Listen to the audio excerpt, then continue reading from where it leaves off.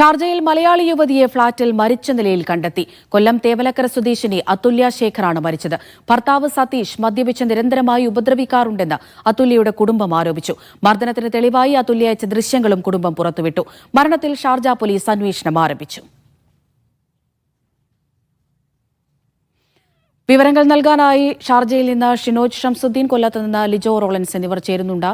ഷിനോജിലേക്കാണ്. ഷിനോജ, വിപഞ്ചികയ്ക്ക് പിന്നാലെ ഇതാ വീണ്ടും ഷാർജയിൽ നിന്ന് അതേ തരത്തിലുള്ള ഒരു മരണം റിപ്പോർട്ട് ചെയ്യുകയാണ്. ഇത് ആത്മഹത്യ തന്നെയാണോ? ഈ ഘട്ടത്തിൽ നമുക്ക് എന്തൊക്കെ വിവരങ്ങൾ ലഭ്യമാകുന്നുണ്ട്?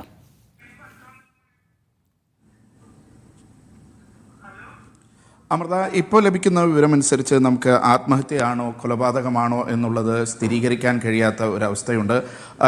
നിലവിൽ മരിച്ച നിലയിൽ കണ്ടു എന്ന് പറഞ്ഞ് ഭർത്താവാണ് ഷാർജ പോലീസിനെ സമീപിച്ചിട്ടുള്ളത്. അതുല്യയുടെ സഹോദരി അടക്കമുള്ളവർ ഷാർജയിലുണ്ട്.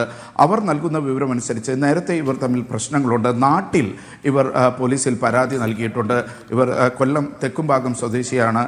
തേവലക്കര ഭാഗത്ത് നിന്നാണ് വരുന്നത്. അവിടെ നാട്ടിൽ പരാതി നൽകിയിട്ടുണ്ട്. പിന്നീട് ഈ കേസിൽ ഇവർ ഒത്തുതീർപ്പിൽ എത്തി എന്നാണ് പറയുന്നത്. മദ്യപിച്ച് നിരന്തരം ശല്യം ചെയ്യുകയും ഉപദ്രവിക്കുകയും ചെയ്യുമായിരുന്നു എന്നാണ് അന്ന് നാട്ടിൽ പരാതി നൽകിയിട്ടുള്ളത്. ഷാർജയിൽ ഇത്തരമൊരു പരാതി നൽകാനായി കുടുംബം ശ്രമിച്ചിരുന്നു. പക്ഷേ അത് പൂർണ്ണമായോ എന്നുള്ള കാര്യത്തിൽ സംശയമാണ്. അത് സ്റ്റേഷനിലേക്ക് എത്തുന്നതിന് മുമ്പ് തന്നെ ഇവർ തമ്മിൽ ഒത്തുതീർപ്പിലായി. പിന്നീട് അത് കേസ് രജിസ്റ്റർ ചെയ്യപ്പെട്ടിട്ടില്ല എന്നാണ് ഇപ്പോൾ അറിയുന്നത്. പക്ഷേ നാട്ടിൽ നിന്ന് ഇപ്പോൾ വരുന്ന ദൃശ്യങ്ങളും മറ്റും പറയുന്നത് നിരന്തരമായി അതുല്യ പീഡനത്തിന് ഇരയായിരുന്നു, ഗാർഹിക പീഡനത്തിന് ഇരയായിരുന്നു എന്നാണ്. ശക്തമായ ഗാർഹിക പീഡന നിയമം നിലനിൽക്കുന്ന രാജ്യമാണ് UAE. പക്ഷേ പ്രവാസികൾ പലപ്പോഴും പീഡനം നടക്കുന്ന സമയത്ത് പരാതി നൽകുന്നില്ല.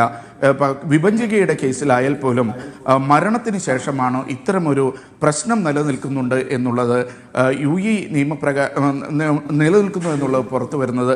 UAE നിയമപ്രകാരം ഇത്തരമൊരു പീഡന പരാതിയോ ഗാർഹിക പീഡന പരാതിയോ രജിസ്റ്റർ ചെയ്തിരുന്നില്ല എന്നുള്ളതാണ് വിഭജികയുടെ കേസിൽ UAE നിന്ന് ഈ കേസ് മുന്നോട്ട് കൊണ്ടുപോകുന്നതിന് തടസ്സമായി മാറിയിരുന്നത്.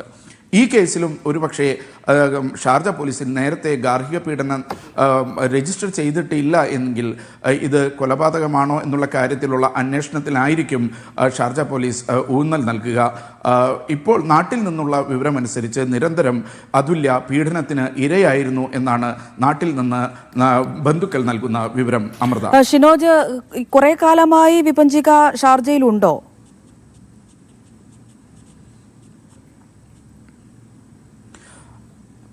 അതുല്യയുടെ കേസാണല്ലോ നമ്മൾ പറയുന്നത്. 2 വർഷത്തോളമായി ഇവിടെ ഉണ്ട് എന്നാണ് പറയുന്നത്. ഏതാണ്ട് ഒരു 11 വർഷം മുമ്പാണ് ഇവരുടെ വിവാഹം നടന്നത്. 2 വർഷമായിട്ടാണ് ഇവിടെ ഉള്ളത്. ഇവരുടെ കുട്ടി ഒരു 10 വയസ്സുകാരിയാണ്. അവർ അതുല്യയുടെ മാതാപിതാക്കൾക്കൊപ്പം നാട്ടിൽ ആണ് ഉള്ളത്, നാട്ടിൽ പഠിക്കുകയാണ്.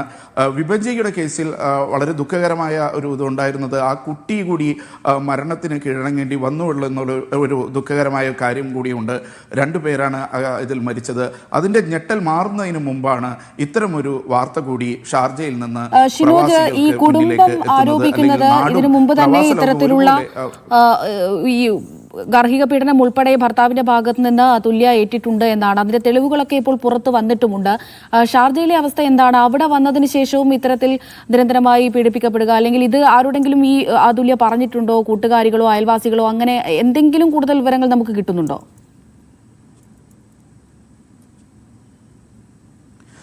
താൻ മാനസികമായി പിരിമുറുക്കത്തിലാണ് എന്ന് സഹോദരിയോട് വെളിപ്പെടുത്തിയിട്ടുണ്ടെന്നാണ് നമുക്ക് ലഭിക്കുന്ന വിവരം. ബുദ്ധിമുട്ടുകളുണ്ട് എന്നുള്ള ഒരു വിവരം നൽകിയിരുന്നു.